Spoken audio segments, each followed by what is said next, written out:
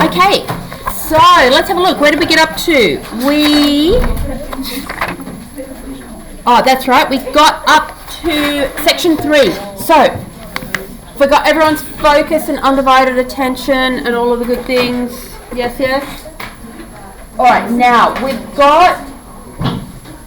we finished with not that final meeting in the Twilight Kingdom and talking about that gradual reduction of light, the hours before death.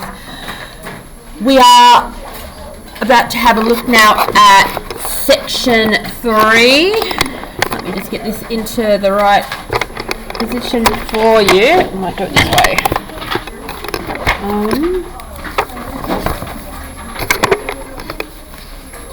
And I'll go in a bit.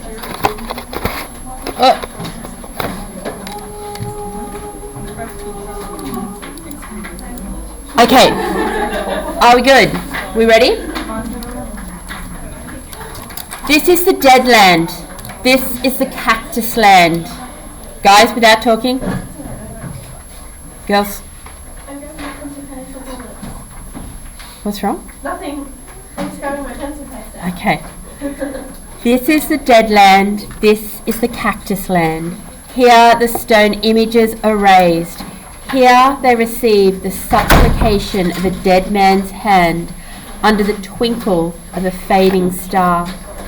Is it like this in death's other kingdom, walking alone at the hour when we are trembling with tenderness, lips that would kiss from prayers to broken stone?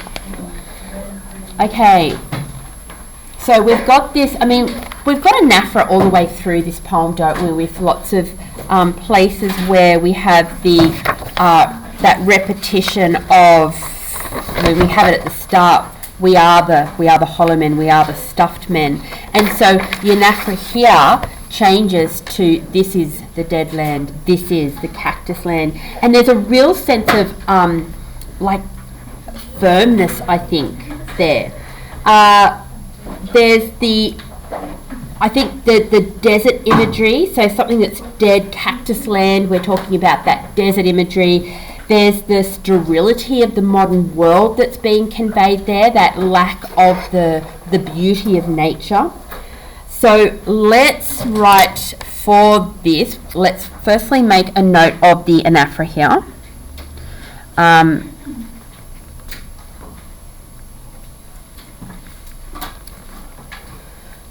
And we'll put desert imagery,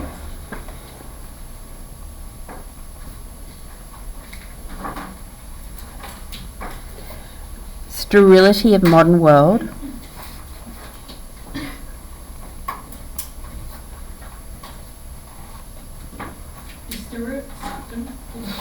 that word like sterile? Yes, yep.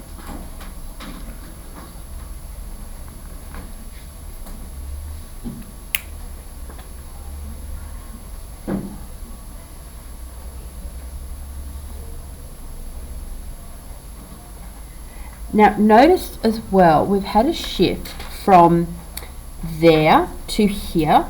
Let me show you what I mean. In the previous section, we had there the eyes are, so these do not appear, there the eyes are, there is a tree swinging. Now we've shifted so that we are here. So we've gone from there to here, so there's that progression that's occurring. So up where we've got that number 3 there, we'll go no longer there, and then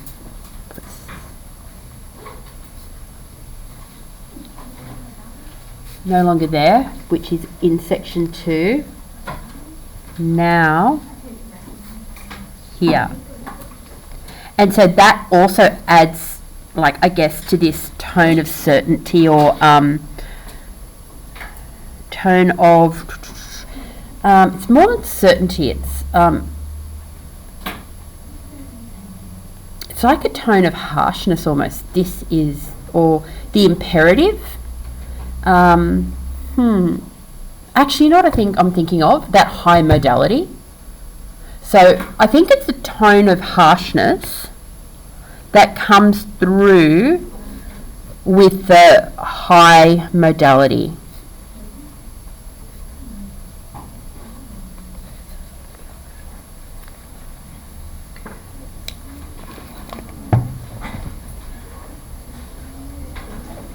Okay. Here the stone images are raised. Here they receive the supplication of a dead man's hand. Now, stone images, what that's referring to is there's this text called An Introduction to the History of Religions, right? And in that text, it talks about the worship of stones being a degradation of a higher form of worship. So if there is like a stone entity or higher being that's been crafted, and people are giving like their worship to that stone image, it's said to be almost sacrilegious. It's taking away from the worship of God, and that idea of that idea of a like your pinnacle of worship. It's degrading from that.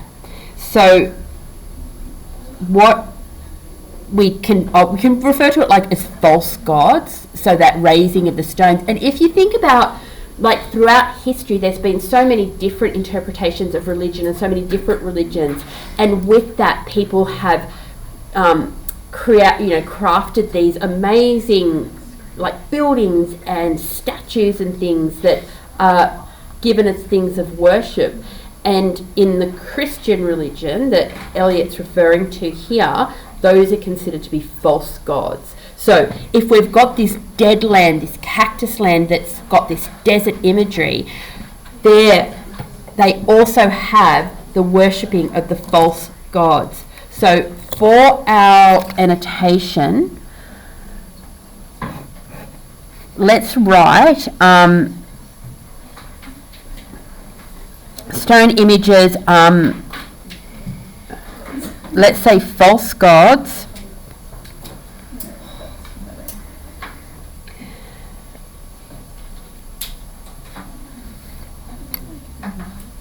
and then their worship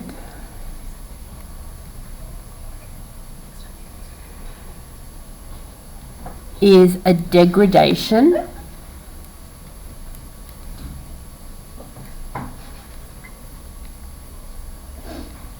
of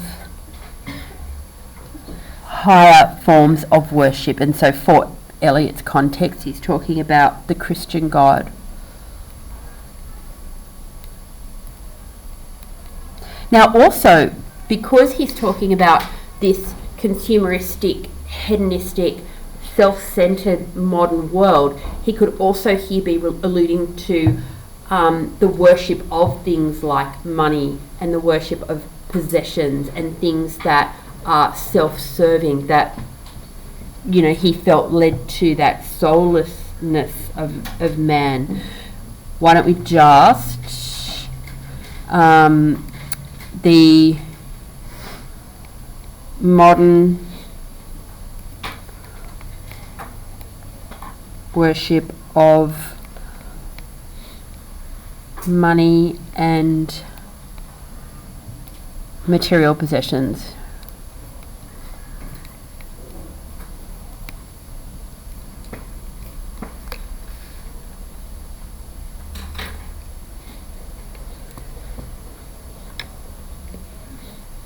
Now, this word supplication is a great word to say. Do anyone know what supplication means?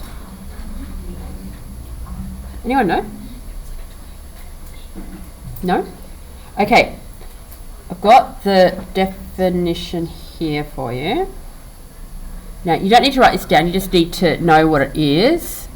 Okay, so can you see that there? Yep. Okay, so supplication is a humble and earnest request, plea or prayer made to a person in authority or to a deity for help, mercy or blessing. So a prayer, so it could be to the Christian God, that is humble and earnest. So it's more than just a, oh God, bless this meal, bless my mum and dad, not your tokenistic prayer, but something that's really important and earnest, that is asking for help, mercy, or a blessing. So that's what supplication is.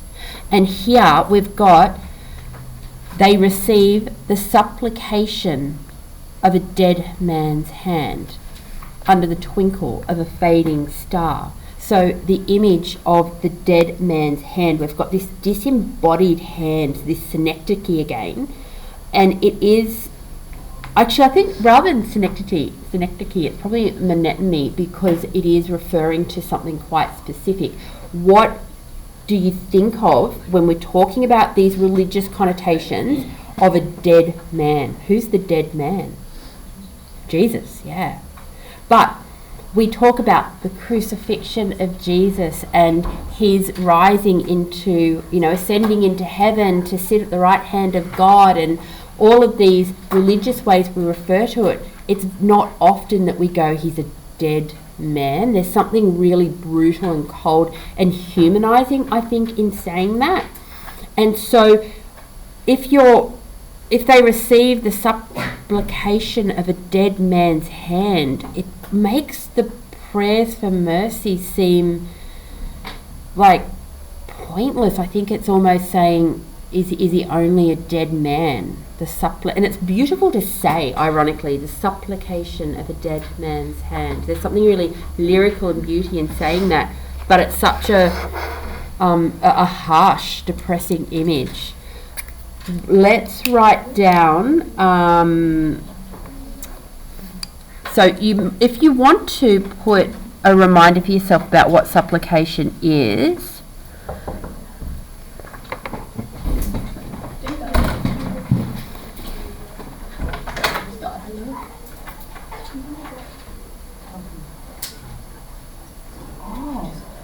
Do you want me to talk about it? There was one little bit, but then at the end I thought, no, maybe not. But I could discuss it with you too. When the glorious dying figure at the very, very start is saying, this is what you were meant to believe. And I felt like that was quite didactic, and maybe it should have been like, and then you come up there. But then, I didn't know what to write. At the end, I kind of got goosebumps, like, oh, that's what it was. And I thought, well, that's probably, she was going around going, this kind of thing with,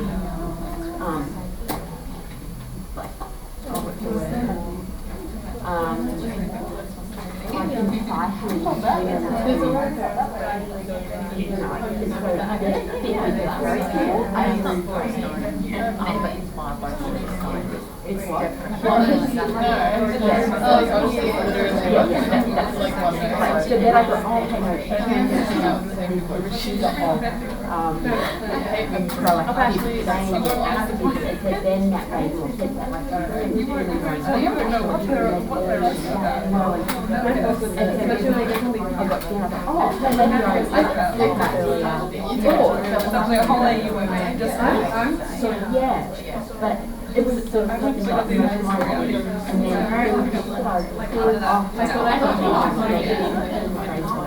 and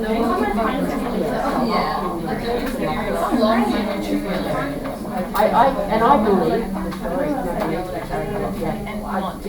A little bit. It's like it's like I was actualization. Yes. And I was looking at the before I had that.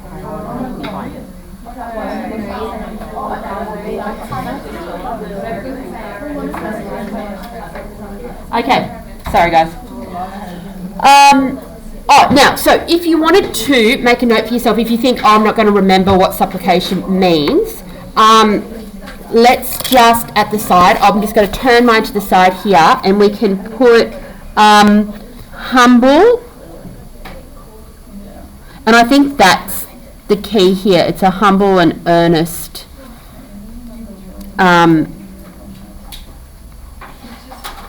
now it can be a request, a plea. Let's just write prayer for our context here.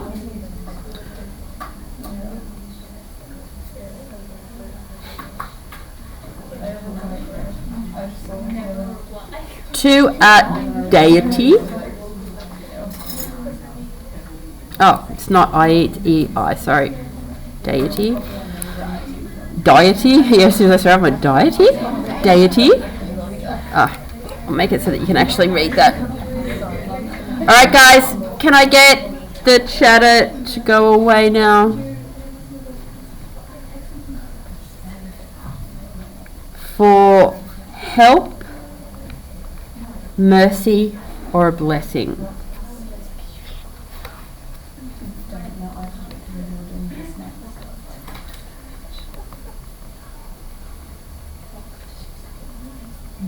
Okay.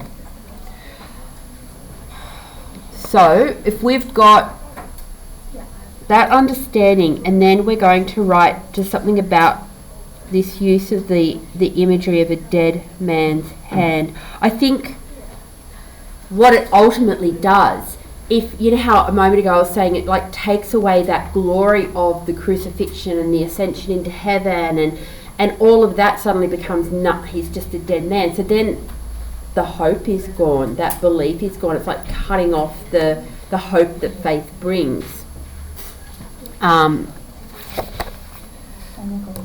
So we'll firstly make note of the disembodied image.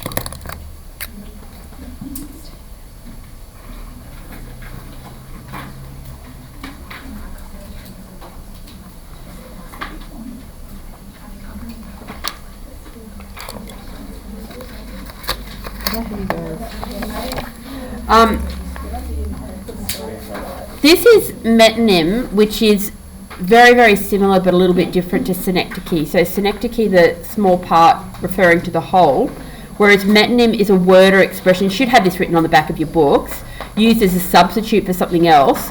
So that's why I think this actually works better as a metonym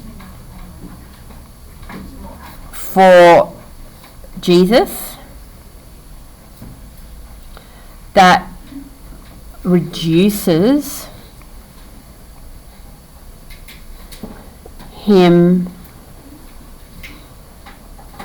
to a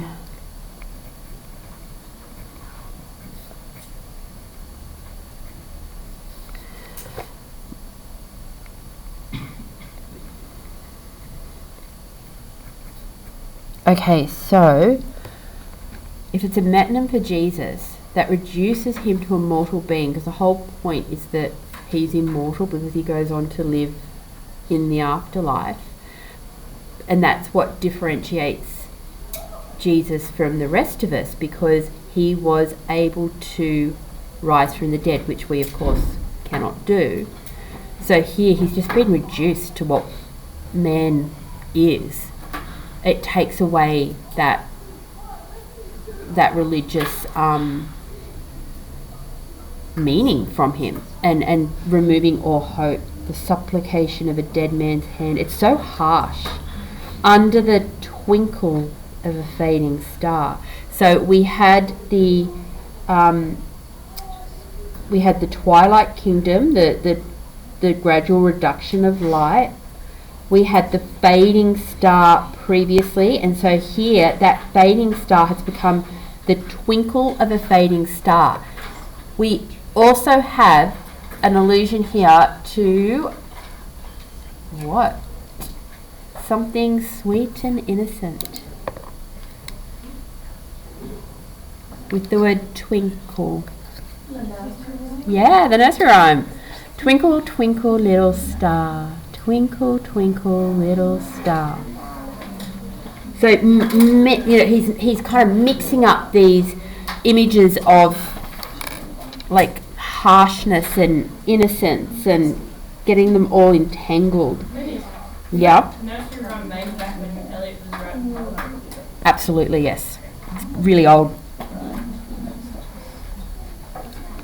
And because at the end we also have this subversion of the, here we go round the prickly pear, here we go round the mulberry bush, the mulberry bush, the mulberry bush. So he's doing the nursery rhyme allusion a couple of times here. So alluding to, or allusion to,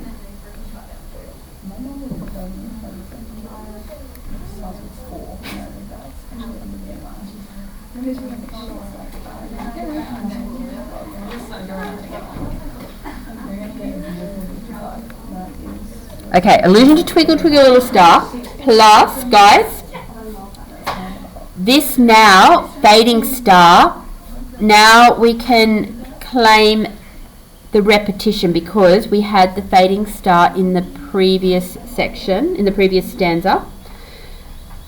And previously it was, remember, more distant and more solemn than a fading star, the supplication of a dead man's hand under the twinkle of a fading star. So, we go repetition, and the idea of God fading away. Now, can you see how, when you think about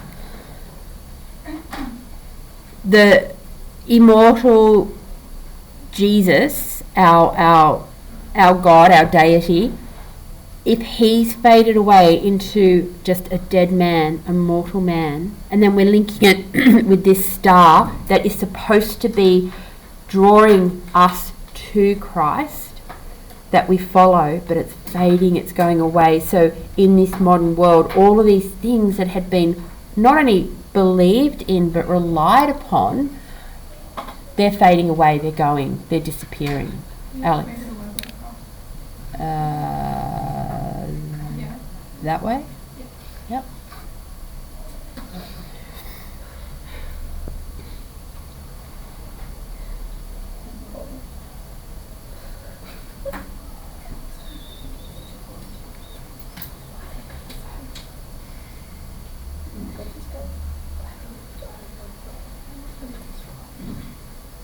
Is it like this in death's other kingdom, walking alone, at the hour when we are trembling with tenderness, lips that would kiss, from prayers to broken stone? Where have we seen death's other kingdom before, or what do we remember death's other kingdom? Which is? Heaven and the state of which before you die. Beautiful. Okay. So, we've got here this, again, this allusion to heaven, which is not where our Hollw Men are. Where was it? It was the kingdom, dream kingdom. Yeah, dream, yeah, so it was dream kingdom, death's dream kingdom.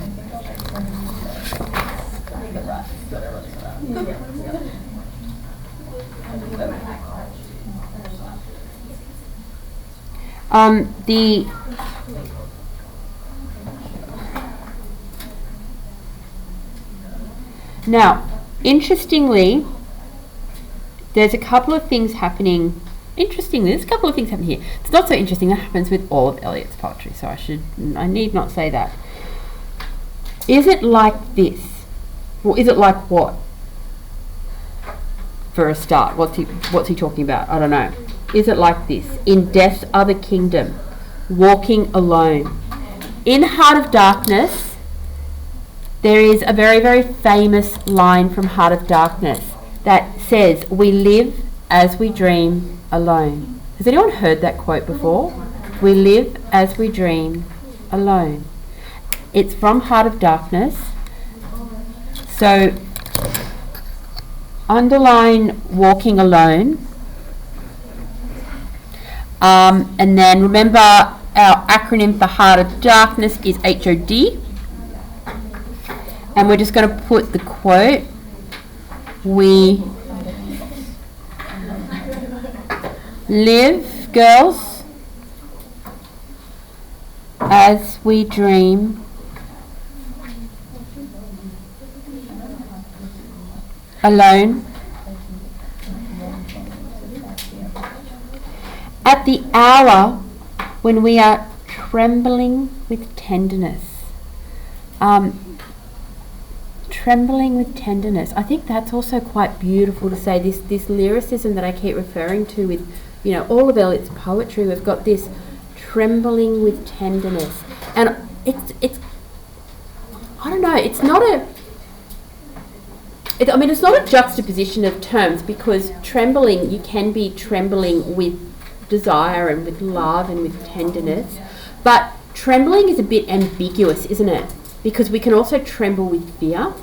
So there's ambiguity there with this word trembling. And the notion of tenderness, it's the first time we're really seeing some positive emotion or some depth of emotion. So this is the first time we're seeing emotion from the Hollw Men. Previously they've just been Hollw Men. They've been stuffed. They've had nothing of substance to say or think. But here, at the hour when we are trembling with tenderness, we have some emotion. Let's write the ambiguity of the trembling here. So I might just do it the side here. So I've just circled trembling there. And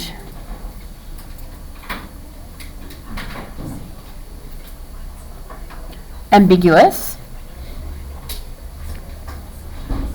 fear, desire. What else emotive could trembling refer to? Fear, desire. Did someone, what was that? Oh good, yes. Excitement.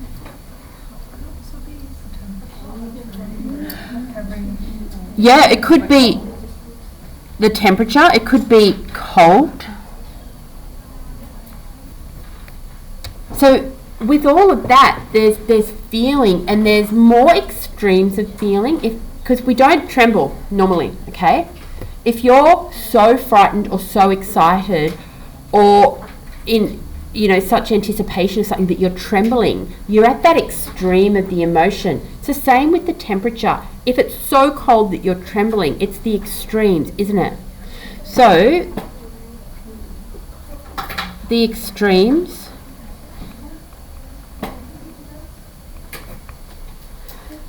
but then what they're trembling with is tenderness, trembling with tenderness. And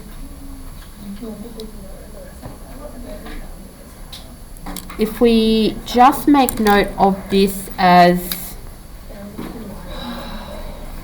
the first appearance of the Hollw Men's emotions.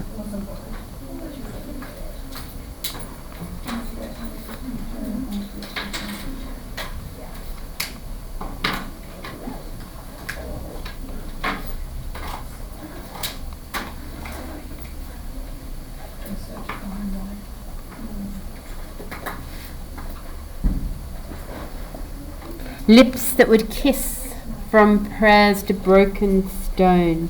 Does anybody get the allusion to a Shakespeare play? Lips that would kiss. Yes, Romeo and Juliet. So this is an allusion to Romeo and Juliet. Now, here he's saying lips that would kiss from prayers to broken stone. He's kind of saying lips that would rather kiss than pray. So he's critiquing it here, because if the lips are kissing for pleasure and for that self-fulfillment, then it takes away from prayer. In Catholicism, priests and nuns are married to God. They're not allowed to have intimate relations with anybody else, despite what may sometimes occur. The ideal is that that's their sign of their faith, is their complete chastity. And so here we've got a complete absence of that chastity, because we have lips that would rather kiss instead of praying.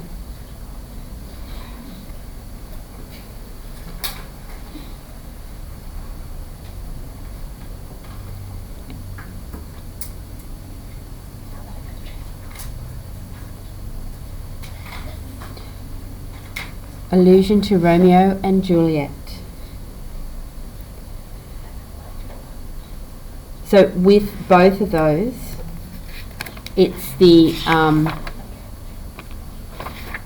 because the return here of the broken stone, so we had the stone images, and now the stone images are in fact broken. So this is the false gods from before.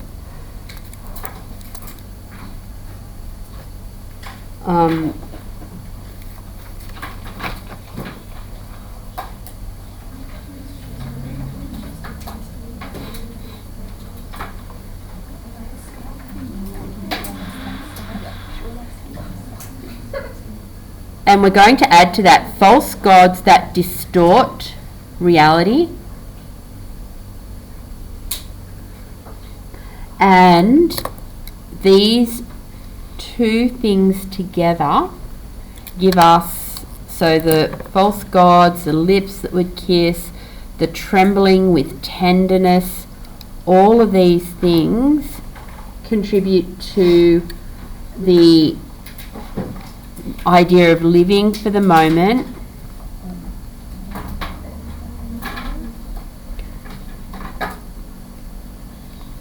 Living for the moment rather than for morality.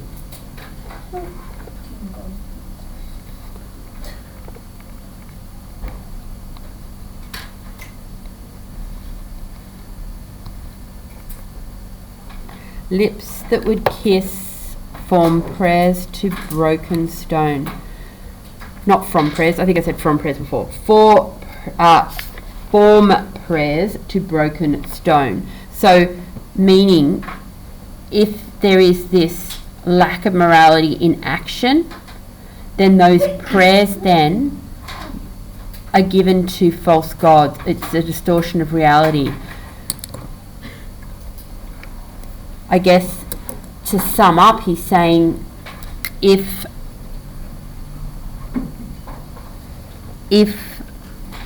the life led is without morality,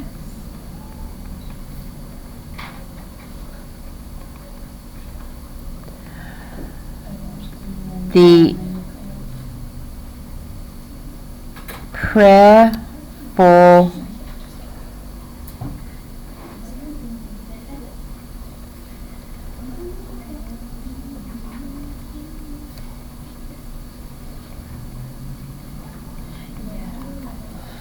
if the life led is without morality, then the prayer for eternal salvation is futile.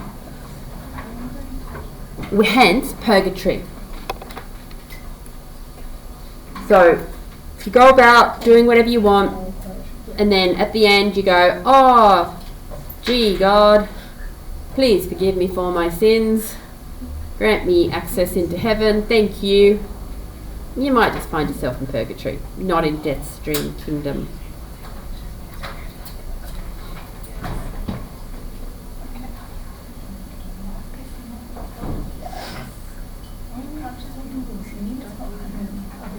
Now, there's another way we can think about this, and I am just going to add it, and it goes along with it, but it's just kind of another thought.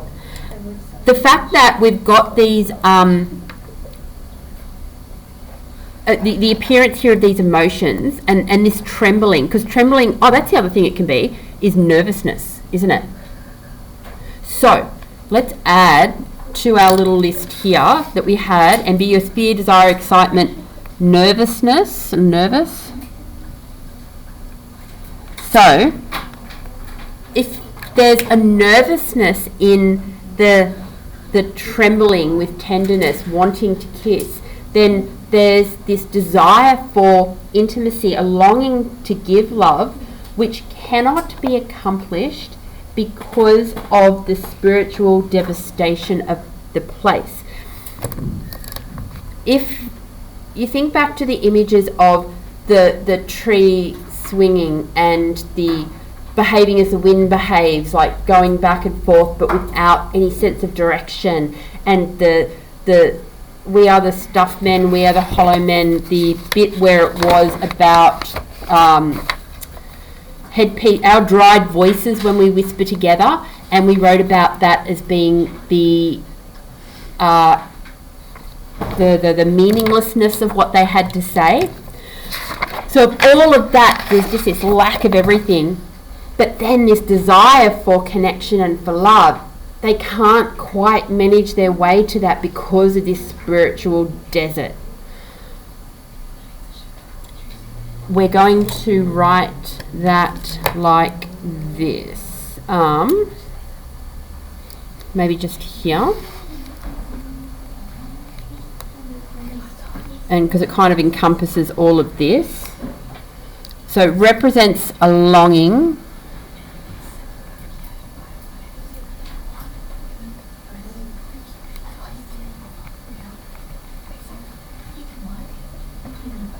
to give love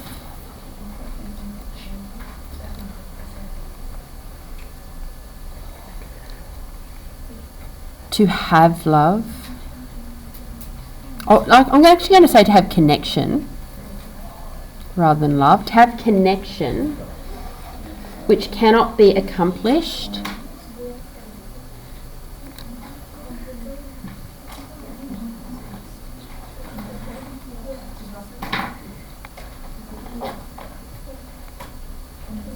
because of the spiritual devastation of the place.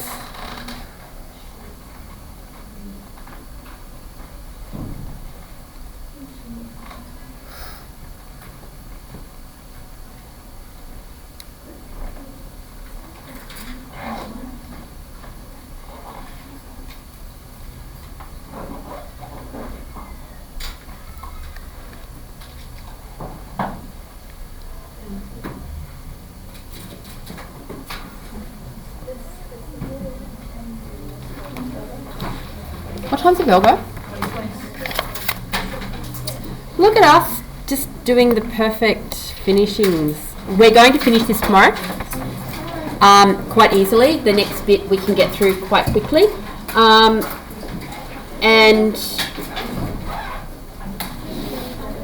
I say that, but it's probably a lie. It won't be quick. There's still lots to say, but we will finish this tomorrow.